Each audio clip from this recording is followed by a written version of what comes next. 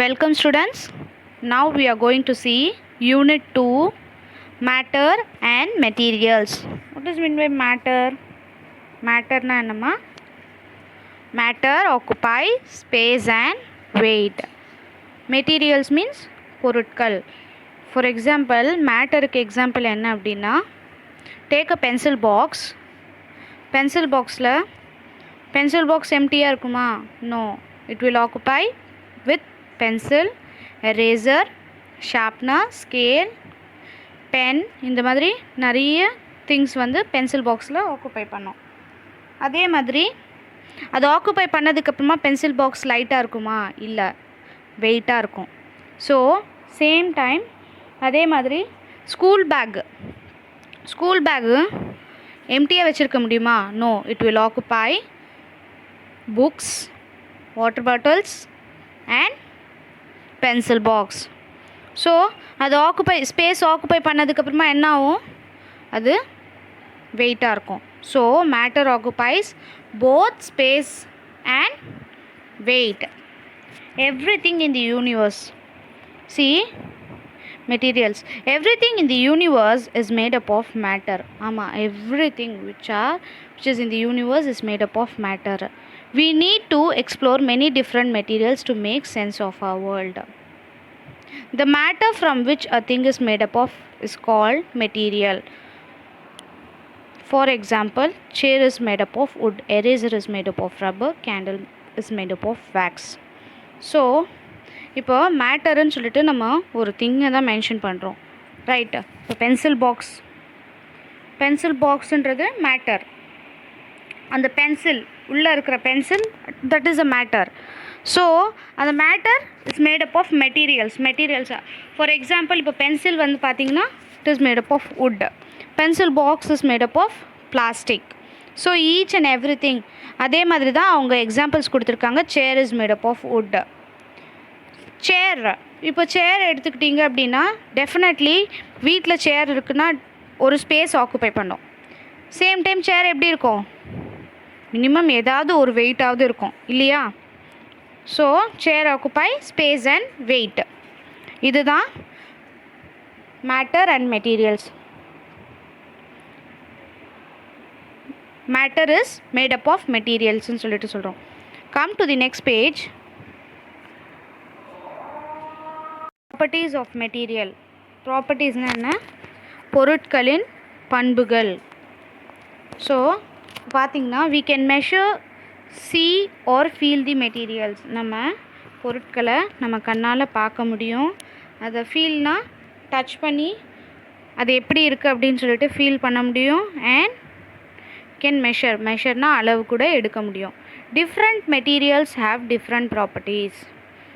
எல்லா மெட்டீரியல்ஸுமே ஒரே ப்ராப்பர்ட்டிஸ் இருக்காது. ஒரு மெட்டீரியல் சாஃப்டாக இருக்கும், ஒரு மெட்டீரியல் ஹார்டாக இருக்கும், ஒரு மெட்டீரியல் ஷைனியாக இருக்கும், ஒரு மெட்டீரியல் டல்லாக இருக்கும்.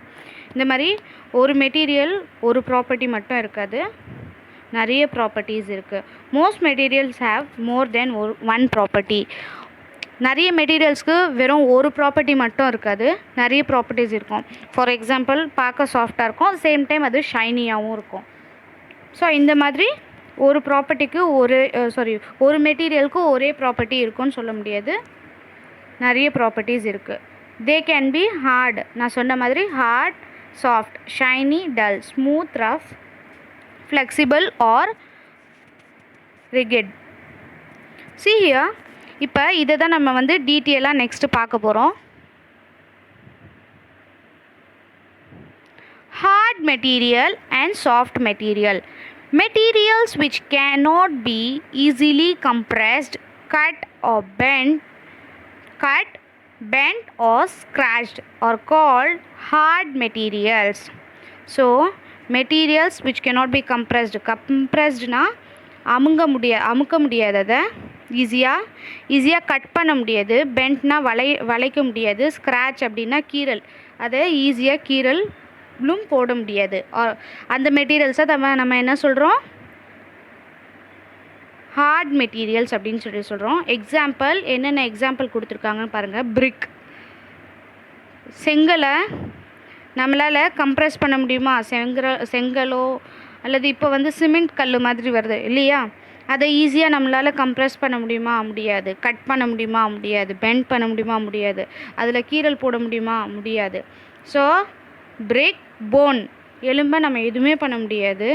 And then steel. So these are the examples for hard materials. Materials which can be easily compressed, cut, bent or scratched are called soft materials. Materials வந்து ஈஸியாக கம்ப்ரெஸ், ஈஸியாக வளைக்க முடியும், ஐ மீன் அமுங்க முடியும், கட் பண்ண முடியும், வளைக்க முடியும், ஸ்க்ராட்ச்னால் கீறலும் போட முடியும். அந்த மெட்டீரியலை தான் நம்ம என்ன மெட்டீரியல் சொல்கிறோம்? சாஃப்ட் மெட்டீரியல் அப்படின்னு சொல்லிட்டு சொல்கிறோம். எக்ஸாம்பிள் என்ன கொடுத்துருக்காங்க பாருங்கள். Foam, clay and skin. Next one, shiny and dull materials. Materials which reflect the light well are called shiny materials. Example, stainless steel, gold and diamond. Materials, எந்த materials லைட்டில் பட்ட உடனே ரிஃப்ளெக்ட் ஆகுதோ அந்த மெட்டீரியல் தான் ஷைனி மெட்டீரியல். Example, gold. எல்லார் வீட்லேயுமே gold இருக்கும். அட்லீஸ்ட் பெருசாக இல்லைனாலும் சின்னதாக குட்டியாவது இருக்கும். ஸோ நீங்கள் பார்த்தீங்க அப்படின்னா அது லைட்டில் நீங்கள் போனீங்கனாலே கோல்டு வந்து ஷைன் ஆகும். ஸோ அதுக்கப்புறமா ஸ்டீல், ஸ்டெயின்லெஸ் ஸ்டீல். பிளேடெல்லாம் ஸ்டெயின்லெஸ் ஸ்டீல் தான். பிளேடு பார்த்துருக்கீங்களா? லைட்டில் ஈஸியாக ரிஃப்ளெக்ட் ஆகும், ரிஃப்ளெக்ட் ஆகி ஷைனிங்காக தெரியும். And then diamond. Next dull materials பாருங்கள். Materials which do not reflect the light well are called dull materials. Materials வந்து லைட்டில் பட்டாலுமே ரிஃப்ளெக்ட் ஆகாது. ஸோ எக்ஸாம்பிள் என்னன்னு பார்த்தீங்கன்னா கேண்டலு லைட்டில் பட்டாலுமே ஒன்றுமே ஆகாது. பேப்பர், ஜூட் பேக்னால் இதுதாம்மா, இந்த பிக்சரில் இருக்குது, தெரியுதா? So this is jute bag. Next one, third one, rough and smooth materials. Materials which have ups and downs on the surface are called rough material. Materials, for example, கல்லை எடுத்துக்கோங்க. கல் வந்து பிளெயினாக இருக்குமா? இருக்காது. மேலே கீழேன்னு சொல்லிட்டு அது பிளெயினாக இருக்காது, ஒரு மாதிரி சொரன்னு இருக்கும். அதை தான் வந்து அப்ஸ் அண்ட் டவுன் சர்ஃபேஸ் அப்படின்னு சொல்லிட்டு சொல்கிறாங்க. எக்ஸாம்பிள் என்னென்ன கொடுத்துருக்காங்க பாருங்கள். பிரிக்கு, ராக்கு அண்ட் தென் டயர். ஸோ இந்த திங்ஸ் எல்லாமே ஸ்மூத்தாக எப்படி சொல்ல, பிளெயினாக இருக்காது, அப்ஸ் அண்ட் டவுன்ஸ் இருக்கும். அண்ட் தென் ஸ்மூத் மெட்டீரியல்ஸ் பார்க்கலாம். Materials which do not have ups and downs on the surface are called smooth materials. Materials வந்து பிளெயினாக இருக்கும், அப்ஸ் அண்ட் டவுன்ஸ், அதான் அப்ஸ் அண்ட் டவுன்ஸ் மேல் கீழே இல்லாமல் பிளெயினாக இருக்கும், அதுதான் ஸ்மூத் மெட்டீரியல்ஸ் அப்படின்னு சொல்கிறாங்க. எக்ஸாம்பிள் பாருங்கள். மிரர்னா கண்ணாடி, silk cloth and tiles.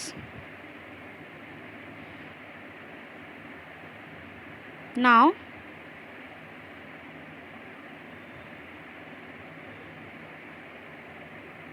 fourth one, flexible and rigid.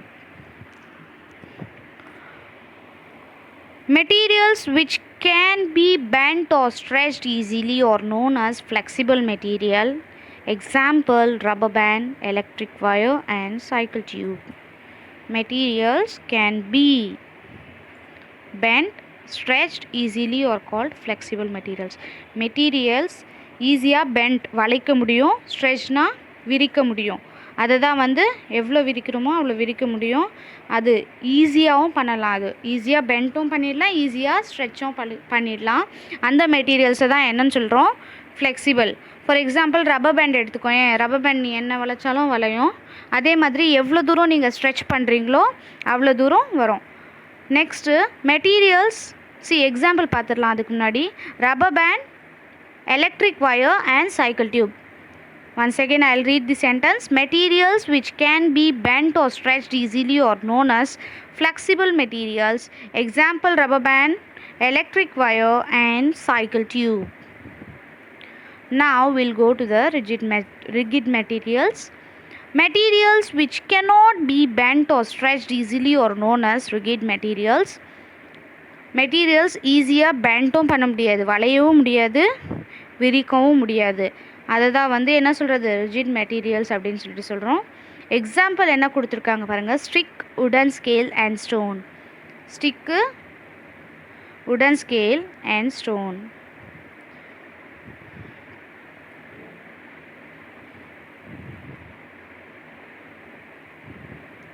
Waterproof materials. Fifth one. Materials that do not allow water to pass through them, they are called waterproof materials. Materials வந்து வாட்டரை உள்ளே allow பண்ணாது. For example raincoat. Raincoat போட்ட அப்படின்னா raincoat தண்ணி இழுத்துக்காது. நீ cotton கிளாத்தை wear பண்ணிப்பாரு. For example cotton shirt or cotton சுடி, என்ன கிளாத்ஸ் போட்டாலுமே வாட்டர் அப்சர்வ் பண்ணிக்கும். பட் வாட்டர் ப்ரூஃப் மெட்டீரியல்ஸ் வந்து தண்ணியை உள்ளே பாஸ் பண்ண விடாது, அலோவ் பண்ண விடாது. Example raincoat. நம்ம மழை பெஞ்சதுன்னா நம்ம என்ன யூஸ் பண்ணுறோம், ரெயின்கோட் யூஸ் பண்ணுறோமா? ஏன் ரெயின்கோட் யூஸ் பண்ணுறோம் அப்படின்னா தண்ணி வந்து உள்ளே அலோவ் பண்ணாது, உள்ளே நம்ம பாடிக்குள்ளே போக அலோவ் பண்ணாது. ஃபார் எக்ஸாம்பிள் நம்ம ஷர்ட் உள்ளே போட்டிருக்கோம், மேலே வந்து ரெயின்கோட் போட்டிருந்தோன்னா ஷர்ட் ஈரமாகாது. பிகாஸ் ரெயின்கோட் வந்து வாட்ரு வந்து உள்ளே போக அலோவ் பண்ணாது. எக்ஸாம்பிள் பாருங்கள். Raincoat, aluminium foil and tablet, aluminium foil of tablet strip. So what they are asking, do you have a raincoat? what is its use? உங்கள்கிட்ட நம்ம எல்லாருக்கிட்டையுமே ரெயின்கோட் இருக்கும், ஆமாவா இல்லையா? அதோடைய யூஸ் என்ன? மழை பெய்யும் போதெல்லாம் அதை தூக்கி நம்ம மாட்டிப்போம். ஏன்? பிகாஸ் நம்ம மழையில் நனையக்கூடாது அப்படின்னு சொல்லிட்டு will protect us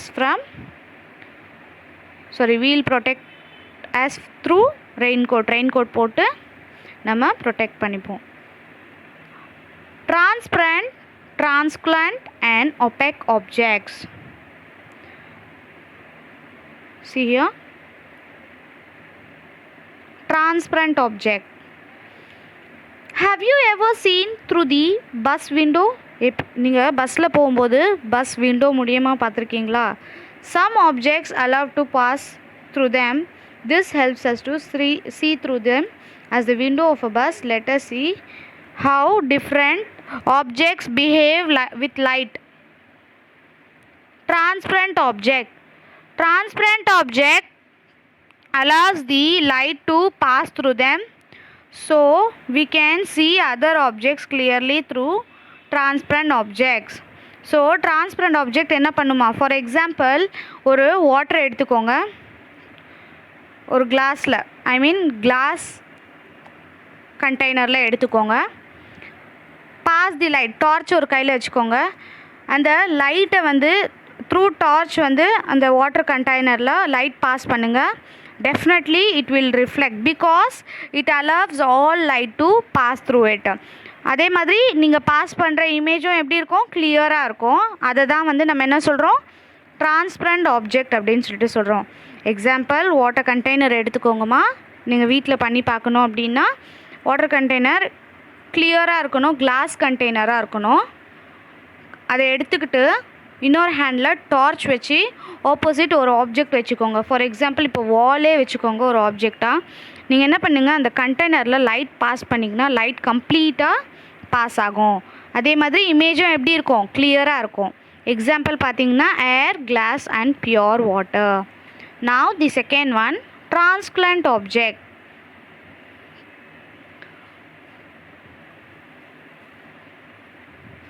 Translucent object that allows some light to pass through them. So we cannot see objects clearly, but we see them as blurred image through them. So translucent objectuமே light allow பண்ணும். இது என்ன பண்ணும்? எல்லா லைட்டும் allow all light. So எல்லா லைட்டுமே எல்லாமே கம்ப்ளீட்டாக pass ஆகும். பட் அதே மாதிரி டிரான்ஸ்குலண்ட்டில் அந்த மாதிரி ஆகாது. எப்படி? கொஞ்சம் லைட்டு தான் பாஸ் ஆகும். இமேஜும் வந்து எப்படி இருக்காது? கிளியராக இருக்காது, பிளர்ராக இருக்கும். எக்ஸாம்பிள் பார்த்தீங்கன்னா பேப்பர் சோக்ட் இன் ஆயில், ஸ்னோ வெஜிடபிள் ஆயில் நம்ம வீட்டில் எல்லாருக்குமே குக்கிங்க்கு யூஸ் பண்ணுவோம். ஸோ அம்மா குக்கிங்க்கு ஆயில் வச்சுருந்தாங்க அப்படின்னா அந்த ஆயில் கண்டெய்னரை எடுத்து நீங்கள் ஆயில் கண்டெய்னர் எப்படி இருக்கணும்னு பார்த்தீங்கன்னா அதே மாதிரி கிளாஸ் கண்டெய்னரில் ஆயிலில் ஊற்றி லைட் அடித்து பாருங்கள், டார்ச் வச்சு. லைட் வந்து பாஸ் ஆகும், பட் வந்து இமேஜ் எப்படி இருக்கும், கிளியராக இருக்காது, பிளர்டாக இருக்கும். இதே நீங்கள் டிரான்ஸ்பரண்ட் ஆப்ஜெக்டில் பாஸ் பண்ணிங்க அப்படின்னா இமேஜ் வந்து எப்படி இருக்கும், கிளியராக இருக்கும். Now opaque object do not allow light to pass through them, so we cannot see through these objects. So opaque எப்படின்னு பார்த்தீங்கன்னா லைட் பாஸ் ஆகாது. ஓகேவா, அதை தான் வந்து opaque அப்படின்னு சொல்லிட்டு சொல்கிறோம். எக்ஸாம்பிள் பார்த்தீங்கன்னா wood, stone and metals. ஃபஸ்ட்லேருந்து ரீகால் பண்ணுவோம். டிரான்ஸ்பரண்ட் ஆப்ஜெக்ட் அப்படின்னா will allow all light to pass through them and இமேஜும் எப்படி இருக்கும், கிளியராக இருக்கும்.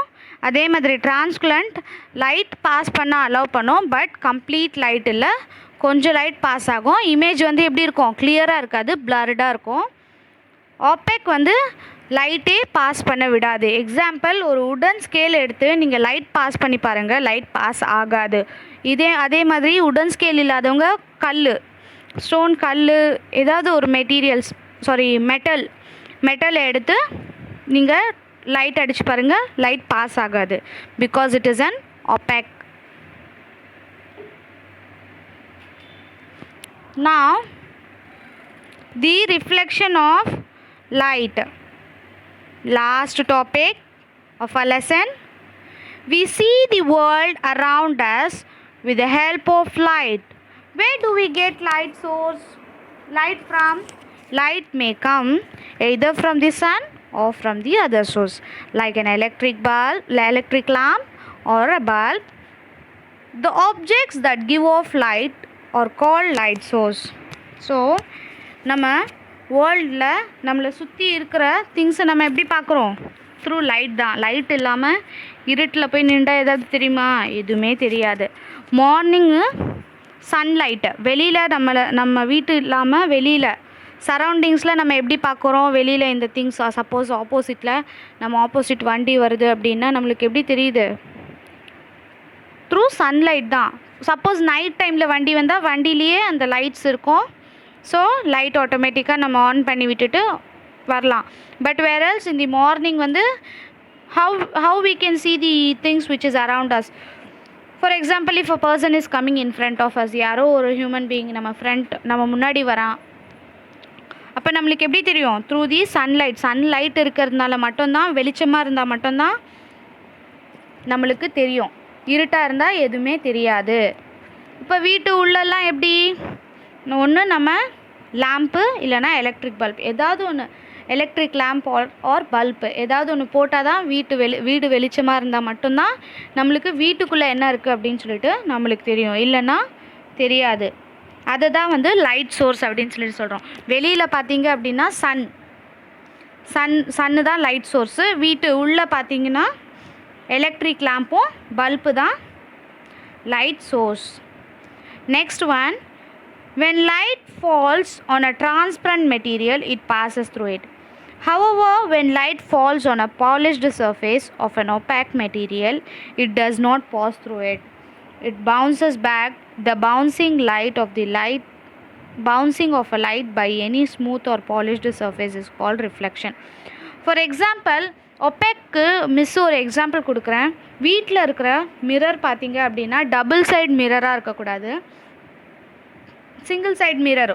சில மிரர்ஸ்லாம் பார்த்துருக்கீங்களா, பேக் சைடு வந்து ஏதோ ஒரு பெயிண்ட் மாதிரி பெயிண்ட் பண்ணி வச்சுருப்பான். அந்த மிரரில் நீங்கள் லைட் அடிச்சிங்க அப்படின்னா அந்த லைட் வந்து ரிஃப்ளெக்ட் ஆகும். அதை தான் வந்து ரிஃப்ளெக்ஷன் அப்படின்னு சொல்லிட்டு சொல்கிறாங்க. அந்த லைட் பவுன்ஸ் ஆகி ரிஃப்ளெக்ட் ஆகுது இல்லை, அதை தான் வந்து ரிஃப்ளெக்ஷன். அதுவும் எந்த மாதிரி மெட்டீரியல்ஸில், smooth materials or polished materials, அதில் மட்டும்தான் லைட் வந்து ரிஃப்ளெக்ட் ஆகும். When you look into the mirror, you can see your own face on the mirror. What you see is a reflection of your face in the mirror.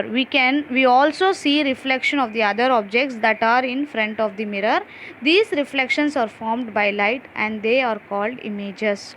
So images அப்படின்னா for example கண்ணாடி முன்னாடி போய் நின்றா என்ன தெரியுது? நம்மளுடைய face தெரியுதா? நம்மளுடைய ரிஃப்ளெக்ஷன் தான் அது. ஆமாவா இல்லையா? நம்ம கண்ணாடி முன்னாடி போயிட்டு நின்றா எப்படி இருக்கும்? நம்ம எப்படி இருப்போமோ அப்படி தான் நம்ம கண்ணாடிலையும் ரிஃப்ளெக்ட் ஆகும். நம்மக்கிட்ட என்ன இருக்கோ எல்லாமே வந்து கண்ணாடியில் தெரியும்.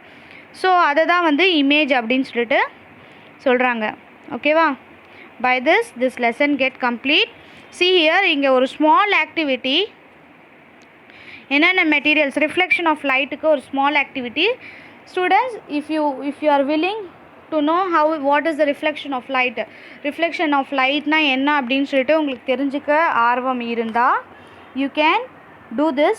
மெட்டீரியல்ஸ் ரெக்வயர்ட் என்னன்னு பார்த்தீங்கன்னா plain mirror, ஃபார் எக்ஸாம்பிள் அதான் மிஸ் சொன்ன மாதிரி opaque mirror, பின்னாடி வந்து பெயிண்ட் அடிச்சிருக்கோம்ல அந்த மாதிரி மிரர் எடுத்துக்கோங்க. ஆர்எல்ஸ் நீங்கள் வந்து ரெண்டு சைடும் பாஸ் ஆகிற மிரராக இருந்தால் it won't reflect, it will pass the light. வெறும் லைட்டை மட்டும் பாஸ் பண்ணோம், ரிஃப்ளெக்ட் ஆகாது. opaque மெட்டீரியலை எடுத்துக்கோங்க. ஃபார் எக்ஸாம்பிள் பேக் சைட் கவர்டாக இருக்கணும், ஃப்ரண்ட்டு மட்டுமே ரிஃப்ளெக்ட் ஆகிற மாதிரி எடுத்துக்கோங்க. How to do? Make your room dark by closing the door and windows. ஒன்று உங்கள் ரூம் வந்து இருட்டாக இருக்கணும், ஒன்று அந்த ரூமில் லைட்டு விண்டோஸ் எல்லாமே க்ளோஸ் பண்ணி வச்சுக்கோங்க. க்ளோஸ் பண்ணி வச்சுட்டு என்ன சொல்கிறாங்க அப்படின்னா ஆஸ்க் யுவர் ஃப்ரெண்ட், உங்களுடைய ஃப்ரெண்ட் ஒரு யாராவது ஒருத்தரை ஒரு கார்னரில் உன் ஃப்ரெண்ட் ஆர் ரிலேட்டிவ்ஸ் யார் உனக்கு வந்து யாரை வச்சு நீ பண்ணணும்னு நினைக்கிறியோ அவங்கள ஒரு கார்னர் ஆஃப் தி ரூமில் நிற்க சொல்லு. அண்ட் தி அதர் கார்னரில் நீ நின்று அந்த லைட்டை அடித்து பாரு, மிரரில் பட்டு ரிஃப்ளெக்ட் ஆகும். ரிஃப்ளெக்ட் மீன்ஸ் அந்த லைட் வந்து மிரரில் மட்டும் படாது, ரூமில் ஏதாவது ஒரு சர்ஃபேஸில் படும். ஸோ அதுதான் வந்து ரிஃப்ளெக்ஷன் ஆஃப் லைட். ஓகேவா? So by this your lesson get complete. Thank you students.